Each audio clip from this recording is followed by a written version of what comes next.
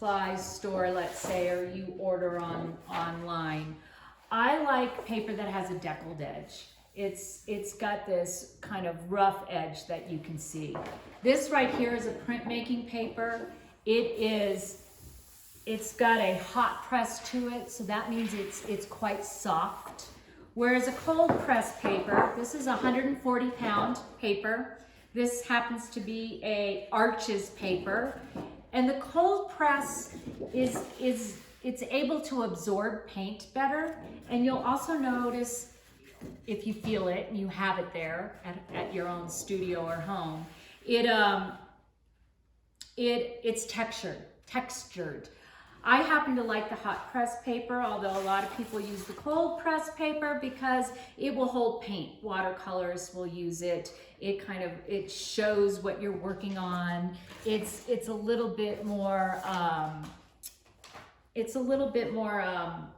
porous, if you will. So that's a paper question.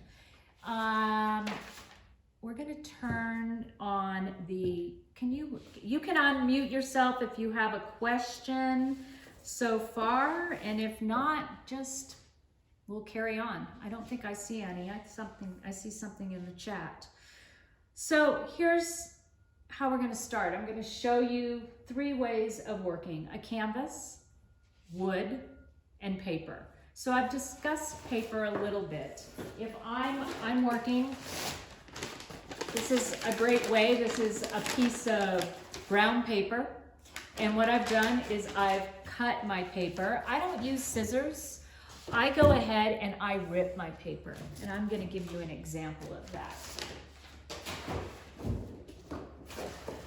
If I want to use, I make sure I have a nice edge. This takes practice, and I think it's a really great thing to do. You just kind of hit that edge right there, or you can take your ruler like this. And I'm not that good with the ruler. I'm actually better with feeling the paper because that's how I've been doing it for years and years. And just like that. If you want to work in a series, sometimes you can make the same size. I happen to like working in squares. Squares are a bit more challenging than a rectangle, and the reason for that is in a rectangle, I've already set up landscape this way, and when I turn it this way, it has the idea of up and down. It has weighted space. When you have a square, you don't have weighted space at all. So you've got to kind of create your own weighted space.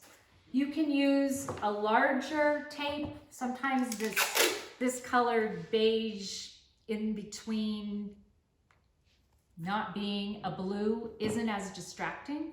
Although the painter's tape doesn't stick, you can pull it off easier. So for today, I'm just going to kind of show you how I put together. The reason I might do it on this piece of brown paper is so I can move it around. I can throw it around, move it around.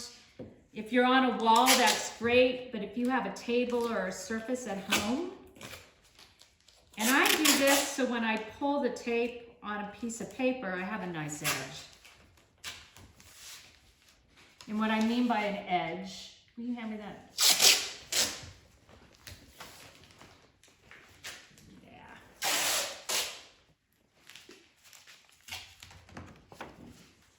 So it just gives it a clean finish when you're done. Many people say, well, how do you frame this? I go and I have it professionally framed, my paper pieces. I'm pretty hard on my stuff, and over the years I've learned that way of working, kind of very raw, lends weight to my finished product. So I like to keep it raw, and if I put it in a frame, I might get a, how do I call it? Spacers. Here's an example. I like to float. So who's ever framing it will float it so it kind of keeps its rhythm of it not being so flat. And that's, like I said, a personal preference. I like the ripples and the teared edges sometimes that happen while I'm working, and I think it's part of the process. It's the same way as if I have hairs in my paintings. Oftentimes, I'll sometimes pull them out with tweezers, but I will often leave it because I think it's part of the piece, and I like leaving the process. So, if you're working on canvas, there's a couple of things. There's canvas that is already kind of more inexpensive, that's on a board. The difference between canvas, especially like this isn't stretched, so it doesn't have the bouncy bounce thing. And the bouncy bounce thing is when you're painting, you'll kind of feel this drum. It's like a drum, if you will. This has already been gessoed. It's a pre-gessoed canvas. Now, if you want to go ahead and stretch your own canvas, which I don't personally do, you're gonna need tools like this to pull the canvas over stretcher bars, and then you're gonna need a staple gun. But I feel that you can go and you can buy canvas that's pre-stretched, pre-gessoed, and as you can see, they've already kind of stretcher barred it out for you. And another way that you can work is to work on raw canvas. This is a heavier cotton canvas. The most expensive and high quality would be like a duck canvas that you can also get.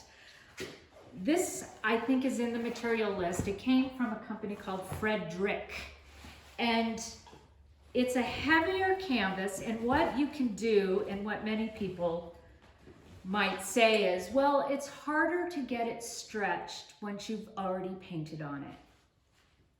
Yes and no. But what I do is I make sure when I tape it that I have at least 4 or 5 inches around it. So if it does get stretched, and this is one in progress, which I'll talk about before we end today. I just find it easy. I mean, I have a wall, I just pin it up to the wall, I tape it, and then I gesso. And gesso this is a gesso, a white gesso, that we're gonna use to prime our surfaces. And that's so when you're painting or you're making, it's not absorbing right into the wood, or it's not absorbing right into the canvas. And if you have any kind of acid or resin that's on a board, which I'm about to talk about, then it sort of protects the surface and you can work better. Do you want to open that door for me because it's so hot? Yes. Okay. These little canvases, you can buy them small. If you're working on wood, they've made it so easy now. I do not recommend working like on a masonite because it's a treated wood, and oftentimes you have chemicals that are on the surface and you're really not able to, you're not able to work with many mediums because they might come through, even the gesso. I happen to love working on wood. That's my preferred surface because one, I'm not a particular fan of the bouncy bounce with a canvas. And I also, as a mixed media artist, and what I've learned about myself over the years is I like to leave elements and traces of history of what came before. And I'll probably talk about that aspect quite a bit in the next 6 weeks of how I build something over time.